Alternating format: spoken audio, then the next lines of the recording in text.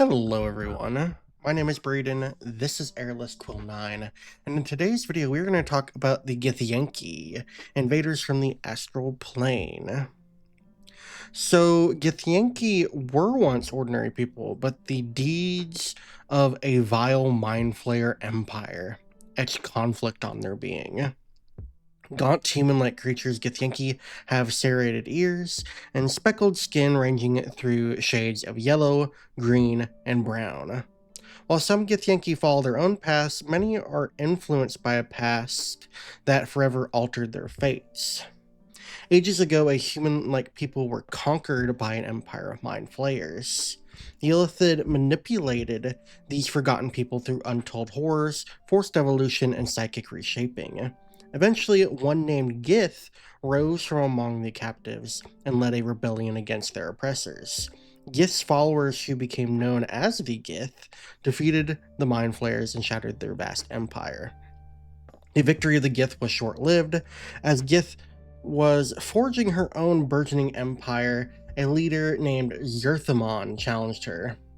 Zerthamon claimed Gith's drive for vengeance and new conquests was evidence of species-wide mental programming laid by the Mind Flayers, biological manipulation that condemned her people to continued servitude.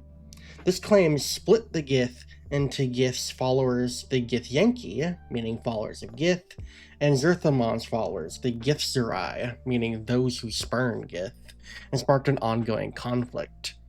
When Gith perished, her advisor Vlaakith assumed control of the Githyanki, and Vlaakith's line has continued to be the Githyanki's current ruler, Vlaakith the Lich Queen. This undead tyrant compels her people to wage endless wars against Mind Flayers, Githzerai, and any others that threaten Githyanki supremacy. So there are three stat blocks that we are going to look at in today's video. The first of these is the Githyanki Warrior, the second is the Githyanki Knight, and the third, which is entirely new to the monster manual, is the Githyanki Dracomancer. So let's go ahead and get straight to it. So the Githyanki Warrior is a medium aberration, a Gith, and they are lawful evil. They have an armor class of 17, an initiative of +4, they have 49 hit points, a speed of 30 feet. For their ability scores, they have a strength of 15, a dexterity of 14, a constitution of 12, an intelligence of 13, a wisdom of 13, and a charisma of 10.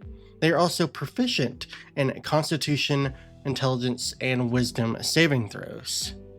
They have half-plate armor in their gear section, they have a passive perception of 11, and they know Common and Gith as their languages. The Githyanki Warrior is a challenge rating 3 creature, giving it 700 experience points and a proficiency bonus of +2. In the actions section, the Githyanki Warrior has a multi-attack, allowing it to make 2 Psyblade attacks. Psyblade is a melee attack roll with a +4 to hit, a reach of 5 feet, and on a hit it deals 2d6 +2 slashing damage, plus 2d6 psychic damage. Spellcasting allows the Gith to cast one of the following spells, requiring no material components and using intelligence as the spellcasting ability. At will, they can cast Mage Hand, and the hand is invisible, and twice per day they can cast non-detection, targeting only themselves. Finally, in the bonus action section, the Githyanki Warrior has Misty Step twice per day. This allows it to cast Misty Step, requiring no spell components, and using the same spellcasting ability as spellcasting. Alright, with that out of the way, let's go ahead and talk real quick about what changes have been made to the Githyanki Warrior stat block. First, you will notice is that the creature type for the Githyanki Warrior has changed. It used to be a humanoid, and they are now classified as aberrations. In addition, the Githyanki Warrior now adds its proficiency bonus to its initiative, so it now has an extra +2 to initiative that it did not have before. Now, of course, the gear section is new to the stat block as well, and the Gith have actually gained Common as a language in the stat block, which is nice to see. In 2014, the Githyanki warrior had a great sword that it used to make attacks with. This has been replaced by the Psyblade, however it does the exact same amount of damage as the previous great sword. However, there are a couple other changes to the stat block, and those come in both the spellcasting and the Misty Step traits. So, non-detection used to be able to be casted 3 times per day. That has been reduced. They've also removed the jump spell from the spellcasting trait, and Misty Step is now its own dedicated bonus action. However, it used to be able to be cast 3 times per day, and that has now been reduced to 2. Other than that, this is a slightly better design stat block.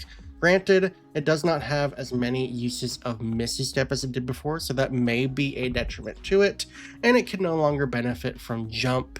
However, Jump wasn't very good in 2014. However, it is better in 2024, so it is kind of a considerable loss to it.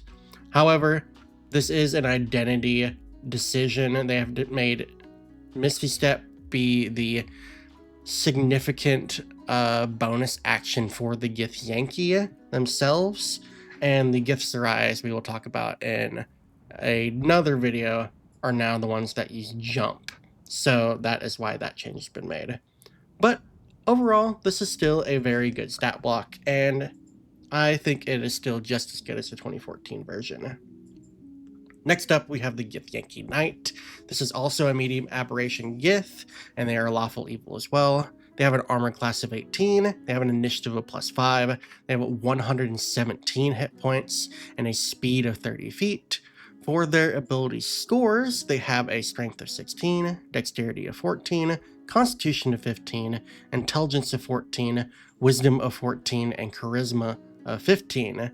Also, like the warrior, they are proficient in constitution, intelligence, and wisdom saving throws. In their gear section, they have plate armor. In their senses, they have a passive perception of 12. They know Common and Gith as well for their languages. And the Githyanki Knight is a challenge rating 8 creature, giving it 3,900 experience points and a proficiency bonus of +3. In the Knight's action section, it has a multi-attack, allowing it to make 3 silver sword attacks. It can, however, replace 1 attack with a use of spellcasting to cast telekinesis if that spell is available. Silver Sword is a melee attack roll with a +6 to hit and a reach of 5 feet. On a hit, it deals 2d6 +3 slashing damage, plus 4d6 psychic damage. On a critical hit, however, if the target is in an astral body, as with the astral projection spell, the Githyanki can cut the silvery cord that tethers the target to its material body instead of dealing damage. In the Knight spellcasting section, it now has a spell save DC of 13. At will, it can still cast Mage Hand, with the Mage Hand being invisible. Twice per day each, it can cast Non-Detection, Self-Only, and Tongues. And then once per day each, it can cast Plane Shift and Telekinesis. And just as the Warrior, the Knight can still cast Misty Step twice per day as a bonus action. So, with that out of the way, let's go ahead and talk about the changes to the stat block real quick from 2014. You can see here that there are some very similar changes here. In the species section, you can see that the creature type has changed from humanoid to aberration, just as the warrior, and that is now the norm across all the Githyanki, as well as the Githzerai, which we will talk about in a separate video. The initiative score for the Knight has been increased to +5, so they are now adding their proficiency bonus as well. Their hit points in 2014 used to be 91. They used to only have 14 hit dice, so those have been increased by 4. So they now have considerably more hit points than they did previously, which is nice to see. And then, as I stated previously, the gear and the common as a language are entirely new for these stat blocks. In the actions section, there are some major changes here. First comes in the multi-attack. In 2014, the Githyanki used to be able to make 2 silver greatsword attacks.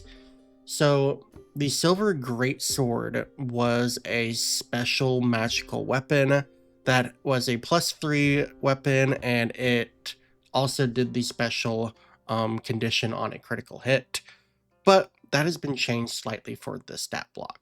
So in the 2024 stat block now, the Githyanki can now make 3 attacks using the Silver Sword, which is the rebranded Silver Greatsword.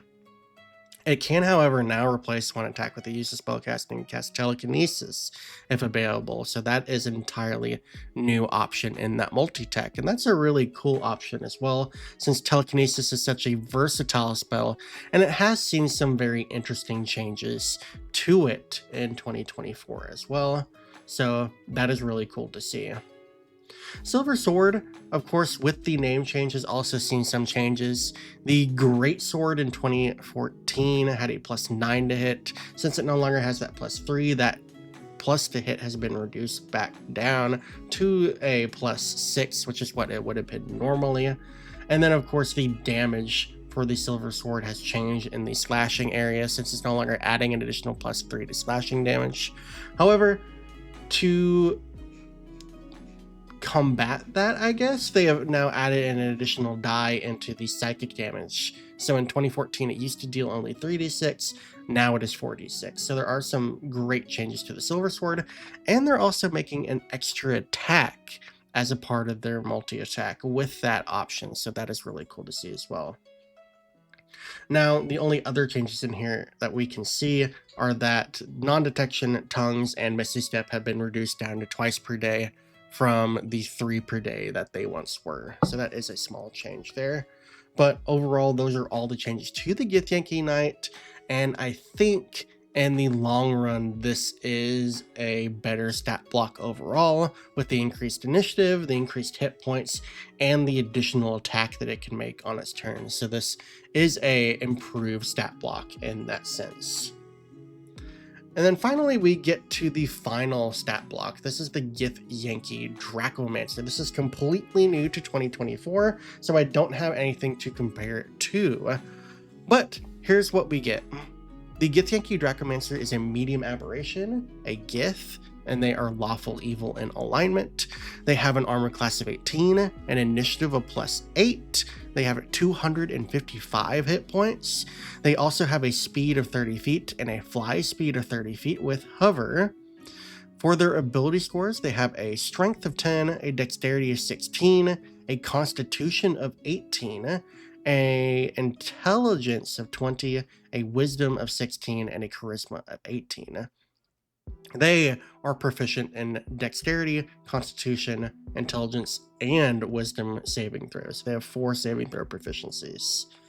For their skills, they have Arcana at +10 and Perception at +8. Senses, they actually have Blind Sight of 30 feet, which is interesting, and they have a passive perception of 18. The Dracomancer knows the following languages: Common, Draconic, and Gith, so it has additional languages, or an additional language that the other 2 stat blocks did not have. And the Dracomancer is a challenge rating 16 creature, which means it has 15,000 experience points and a proficiency bonus of +5. In its action section, the Dracomancer can make 3 Draconic Strike attacks as a part of a multi-attack. Draconic Strike is a melee or ranged attack roll with a +10 to hit and a reach of 10 feet or a range of 120 feet. On a hit, it deals 2d6 +5 slashing damage plus 5d6 fire damage, and the target has the frightened condition until the start of the Githyanki's next turn. So there is a status or a conditional effect on there as well, which is quite nice. Conjured Dragon's Breath is on a recharge of 5 to 6. It has a dexterity saving throw attached to it, DC 18, and it affects each creature in a 90-foot cone. On a failure, a target takes 68 fire damage plus 68 force damage, so a considerable amount of damage there. And on a success, they take half damage only. Finally, in the spell casting section, the Githyanki can cast one of the following spells requiring no material components and using intelligence as his spellcasting ability. Spell save DC 18, +10 to hit with spell attacks.